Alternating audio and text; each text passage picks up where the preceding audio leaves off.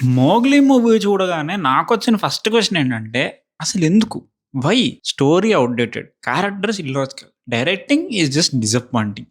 'జయం' మూవీ లైన్‌ని ఏదో కొత్తగా ప్రెజెంట్ చేద్దాం అనుకున్నారా అనిపిచ్చింది మూవీ చూస్తున్నప్పుడు. సరే పోనీ ఉన్నదే చాలా వేఫర్ థిన్ స్టోరీ లైన్. ఇలాంటి స్టోరీ ఇంట్రెస్టింగ్ అనిపించాలంటే స్ట్రాంగ్ అండ్ రిలేటబుల్ క్యారెక్టర్స్ అవసరం. మనం ఆ క్యారెక్టర్స్‌కి రూట్ చేయాలి. కానీ ఈ మూవీలో ఆల్మోస్ట్ ప్రతి క్యారెక్టర్ చాలా బేసిక్ అండ్ జెనరిక్ అనిపిస్తారు. అలానే చాలా ఇల్లాజికల్ డెసిషన్స్ తీసుకుంటారు. విలన్ క్యారెక్టర్ గురించి మాట్లాడట్లేదు.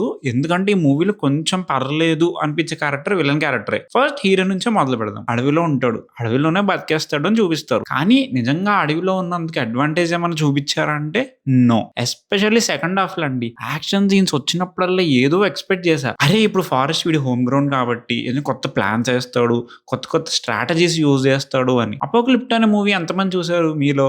చూడకపోతే చూడండి, క్రేజీ మూవీ. ఆ మూవీ లాస్ట్ యాక్ట్ మొత్తం ఇదే ఉంటదండి. హీరో తనకి బాగా తెలిసిన అడవిని స్ట్రాటజిక్‌గా ఎలా యూజ్ చేస్తాడు, విలన్ని ఎలా లేపేసాడు అని చాలా బాగా చూపిస్తారు. భలే డిజైన్ చేసుకుంటారు. ఇప్పుడు మీరు అనొచ్చు, అదేంటి బ్రో హాలీవుడ్ మూవీని దీన్ని కంపేర్ చేస్తున్నావు అని. మీరు ఇక్కడ ఆలోచించాల్సిన విషయం ఏంటంటే, అడవిలో స్ట్రాటజీస్ అండ్ యాక్షన్ డిజైన్ చేయడానికి అంత పెద్ద పెద్ద బడ్జెట్స్ అక్కర్లేదు. బికాజ్ అడవంటేనే నీకు కొన్ని లిమిటేషన్స్ ఉంటాయి. ఆ రూల్స్ దాటి నువ్వు డిజైన్ చేయలేవు యాక్షన్‌ని. అడవిలో ఎలిమెంట్సే యూజ్ చేయాలి. అక్కడుండే యానిమల్స్, ఎవరికీ తెలియని పాయిజన్స్, ట్రాప్స్, క్యామోఫ్లాజ్. మోస్ట్‌లీ ఎవరు ఫారెస్ట్ ఫైట్స్ తీసినా ఈ ఎలిమెంట్స్ యూజ్ చేసుకునే తీస్తారు. కానీ ఈ ఎలిమెంట్స్‌ని యూజ్ చేసుకొని ఎంత కొత్తగా డిజైన్ చేశారనేది స్కిల్. అది ఇక్కడ కంప్లీట్‌లీ ఫెయిల్ అయ్యారు. సెకండ్ హాఫ్‌లో 2 యాక్షన్ సీన్స్ వస్తాయండి. బేసికల్లీ హీరో అండ్ హీరోయిన్ అడవిలోకి ఎస్కేప్ అవుతారు. ఇక్కడ వాళ్ళు తెలివిగా తప్పించుకోవాలి విలన్ నుంచి. అసలు అడవిలో ఎలా ఉంటార్రా బాబు అంత కష్టంలో అని టెన్స్ ఫీల్ అయ్యా. కానీ మనోళ్ళు మాత్రం మంచిగా ఒక వుడెన్ హౌస్‌లో చిల్ అవుతా ఉంటారు. సగం డ్రామాటిక్ టెన్షన్ అక్కడే పోయింది. సరే పోనీ సమ్‌హౌ ఎవ్వరికీ తెలియకుండా వాళ్ళకే తెలిసిన లొకేషన్ అది సేఫ్‌గానే ఉన్నారు అనుకుందాం. కొంతసేపు అయ్యాక విలన్ ట్రాక్ చేస్తా ఉంటాడు. డ్రోన్స్ యూజ్ చేసి ట్రాక్ చేస్తాడు. ఈ డ్రోన్స్‌లో ఒక డ్రోన్ అయితే వీళ్ళున్న వుడెన్ హౌస్ దగ్గరికి వచ్చేస్తది. హీరోయిన్ ఇద్దరు కనిపిస్తారు ఫుటేజ్‌లో. విలనేమో వేరే లొకేషన్ నుంచి చూస్తా ఉంటాడు వీళ్ళని. అక్కడి నుంచి అసలు కామెడీ స్టార్ట్ అవుద్ది. డ్రోన్ అనేది లొకేషన్ దగ్గరికెళ్తే సరిపోదంట. అది మళ్ళీ తిరిగి వెళ్తేనే ఆ లొకేషన్ ఏంటో తెలుస్తదంట. ఇంత ఇల్లాజికల్‌గా రాసుకున్నారంటే, ఫస్ట్ అసలు ఒక డ్రోన్ ఒక లొకేషన్ దాకా ఎళ్ళిందంటేనే గేమ్ ఓవర్. డ్రోన్‌లో మొత్తం పాత్ అనేది ఉంటది.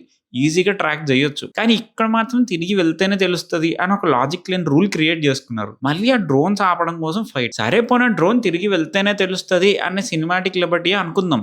ఇప్పుడు హీరో అయితే ఆ డ్రోన్స్ అన్ని డిస్ట్రాయ్ చేయాలి. ఎలా డిస్ట్రాయ్ చేస్తాడు అనుకుంటున్నారు? ఎవ్వరు ఎక్స్‌పెక్ట్ చెయ్యని వేళ చేస్తాడు. తీసుకొని దాన్ని యూజ్ చేసి బాంబులు షూట్ చేసేస్తాడు. అసలు థియేటర్‌లో చూడగానే నా మైండ్‌లోకొచ్చిన ఫస్ట్ థాట్, అరే! అసలు ఇది ఇలా ఎలా కుదురుతదిరా అని. అండ్ యారో 2 ఒక సెట్ లాగా ఎందుకు చెప్తామంటే, arrow is specifically designed to work with the ఆ డిజైన్ అయినా, ఏరోడైనమిక్స్ అయినా చాలా సైన్స్ ఉంటది దాని వెనకాల. మనోడు మాత్రం సింపుల్‌గా బాంబులేసేస్తాడు యూజ్ చేసి. పోనీ యారోస్‌కి బాంబ్స్ ఏసి కొట్టాడన్న ఒక రకం. డైరెక్ట్ బాంబ్స్ ఏసేస్తాడు బౌతో. ఇది కూడా పక్కన పెట్టేద్దాం. మీరు ఒక ప్లేస్‌లో దాక్కున్నారండి. ఎవరో డ్రోన్స్ పంపించారు. మీరు డ్రోన్స్ డిస్ట్రాయ్ చేసేసారు. కానీ మీ మైండ్‌లో డౌట్ ఉంటది కదా! అరే! ఈ డ్రోన్స్ పంపించినోళ్ళకి మన లొకేషన్ తెలిసిపోయి ఉండొచ్చు అని. ప్లేస్ షిఫ్ట్ అవ్వాలి అనుకుంటాం కదా! Common sense. కానీ ఇందులో అలా అవ్వదు. చెప్పా కదా! క్యారెక్టర్స్ టేక్ స్టూపిడ్ డెసిషన్స్ అని. అప్పటిదాకా ఏ వుడెన్ హౌస్‌లో ఉన్నారో అక్కడే ఉంటారు. లొకేషన్ తెలిసాక గూడా అక్కడే ఉంటారు. విలన్ వచ్చి ఈజీగా కనిపెట్టేస్తాడు. ఇంకా కామెడీ ఏంటంటే విలన్ అనేటోడు కొన్ని డేస్ తర్వాత ట్రాన్స్‌ఫర్ అయిపోతాడు. సో, ఆ కొన్ని డేస్ వీళ్ళు దొరకకుండా ఉంటే ఆటోమేటికల్లీ విలన్ ఎళ్ళిపోతాడు వేరే ప్లేస్‌కి. ప్రాబ్లమ్స్ అన్నీ సాల్వ్ అయిపోతాయి. కానీ అలా గాదు. విలన్‌కి వీళ్ళు దొరికితేనే స్టోరీ ముందుకెళ్తది కాబట్టి, ఆ ప్లేస్ మారకుండా అక్కడే ఉండిపోతారు, దొరికిపోతారు. చాలా ఇల్లాజికల్ రైటింగ్ ఇది. ఇక క్లైమాక్స్ ఫైట్ ఉంటదండి. చాలా మంది రౌడీలొస్తారు హీరోని కొట్టడానికి. అంతమందిని హీరో ఒక్కడే కొడతఅనేది కష్టం. సో, ఇక్కడైనా ఫారెస్ట్‌లో అడ్వాంటేజెస్ ఏమన్నా యూజ్ చేస్తాడు గదా అనుకున్నా. కానీ లేదు. మళ్ళీ ఆ రొటీన్ ఫైట్సే ఉంటాయి. ఆల్రెడీ చాలా సినిమాలు చూసేసిన ఫైట్సే ఇవి. అంతోటి దానికి మళ్ళీ అడవిలోకెళ్ళడం ఎందుకు? మామూలుగానే తీసుండొచ్చు కదా అనిపిచ్చింది. యాస్ ఎ ఫిల్మ్ మేకర్ మీరు ఒక లొకేషన్‌కి తీసుకెళ్లారంటే, ఆ లొకేషన్ యూజ్ చేసుకోవాలి గదా! ఇక్కడ అది మేజర్ మిస్సింగ్. హీరోయిన్ క్యారెక్టర్ దగ్గరికొద్దాం. ఫస్ట్ హాఫ్‌లో అట్‌లీస్ట్ కొంచెం స్కోప్ ఉంటది పెర్ఫార్మ్ చేయడానికి. Even though she is a victim most of the times. At least okay. ఏదో ఒకటి చేస్తది. సెకండ్ హాఫ్‌లో పెద్దగా ఏముండదు. పోలీస్ స్టేషన్ సీన్ ఉన్నా గూడా అదంతా టూ మచ్ మెలోడ్రామాటిక్ అండి. ఒక సీన్ ఉంటది. విలన్ ఒక కోతిని చంపేస్తాడు. సో, ఒక పూజారి అది చూసి అంటారు, వీడు మూగజీవిని చంపేసాడు కాబట్టి, వీడి చావు గూడా అదే మూగజీవి చేతిలో ఉంటది అని. సో, బేసికల్లీ ఇది సెటప్. ఒక మూగజీవి విలన్‌ని చంపాలి. ఆబ్వియస్‌లీ మనం ఏం ఎక్స్‌పెక్ట్ చేస్తాం? ఈ మూవీలో హీరోయిన్‌కి మాటలు రావు.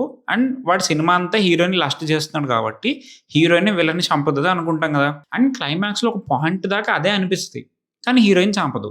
ఆమె దగ్గర లిటరల్లీ బాంబులుంటే కానీ విలన్ మీద ఎయకండి ఎనకాల వాటర్‌లో ఏస్తది. సరే అది గూడా వదిలేయండి. ఈ సెటప్‌కి పే ఆఫ్ అయినా ఉండాలి కదా!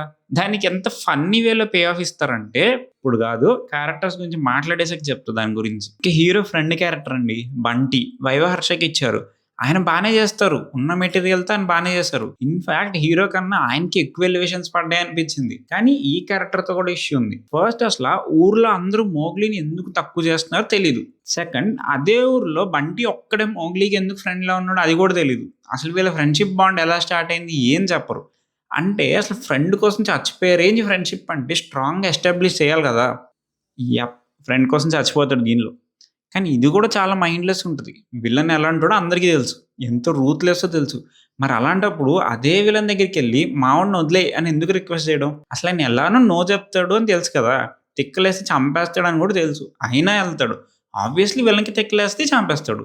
ఇది ఎంత స్టూపిడ్ రైటింగ్ అంటే చెప్తున్నా గదా! క్యారెక్టర్స్ అందరూ చాలా స్టూపిడ్‌గా యాక్ట్ చేస్తారండి ఈ మూవీలో. విలన్ గురించి మాట్లాడొద్దనుకున్నా గానీ మాట్లాడాల్సొస్తుందండి. ఉన్న క్యారెక్టర్స్ అందరిలోకి విలన్ క్యారెక్టర్ బెటర్ అనిపిస్తది. కానీ అది 'బండి సరోజ్' యాక్టింగ్ వల్ల అనిపిస్తది. విలన్ క్యారెక్టర్ మోటివేషన్ ఏంటంటే లిటరల్లీ అప్పటిదాకా సమ్ నంబర్ ఆఫ్ అమ్మాయిలతో చేస్తాడు. ఈ అమ్మాయితో కూడా చేసేస్తే ఏదో మైల్ స్టోన్ నంబర్ రీచ్ అవుతాడు. అందుకని హీరోయిన్ వెంట పడతా ఉంటాడు. అంతే. That's it. అసలింక వేరే క్యారెక్టర్ ట్రైట్సే లేవు. ఒక పర్సనాలిటీ లేదు. ఏం లేదు. ఒకే ఒక గోల్ హీరోయిన్ ఏదోకటి చేసేయాలి. Very one dimensional character.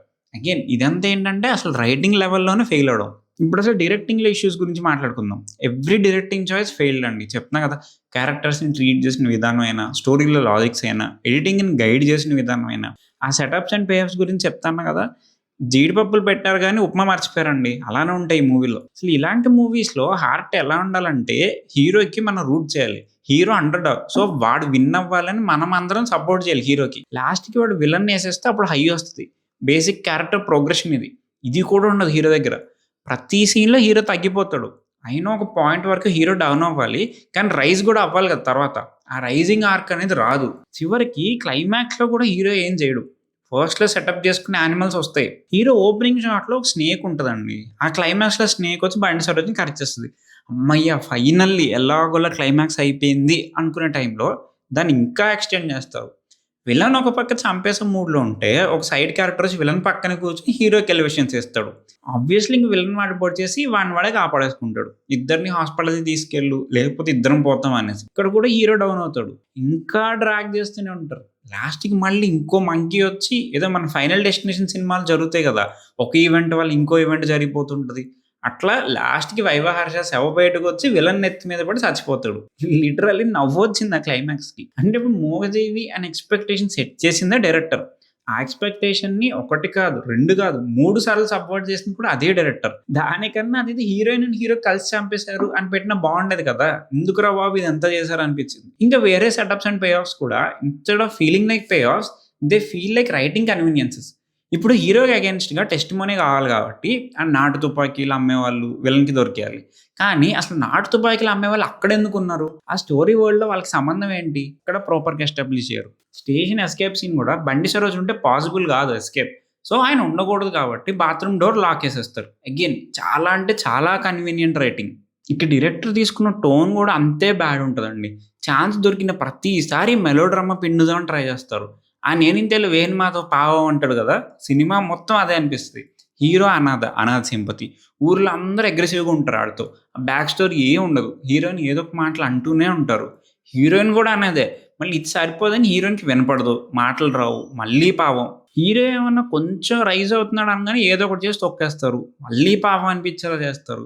Cinema మొత్తం ఇలానే చేస్తారండి. ఒక పాయింట్ తర్వాత ఇంకా చాలు ప్లీజ్ అనిపించింది. అండ్ ఇంకో పాయింట్ ఏంటంటే ఒక క్యారెక్టర్ చచ్చిపోతే ఆ ఎమోషన్ ఒకసారి యూజ్ చేసుకుంటే పర్లే.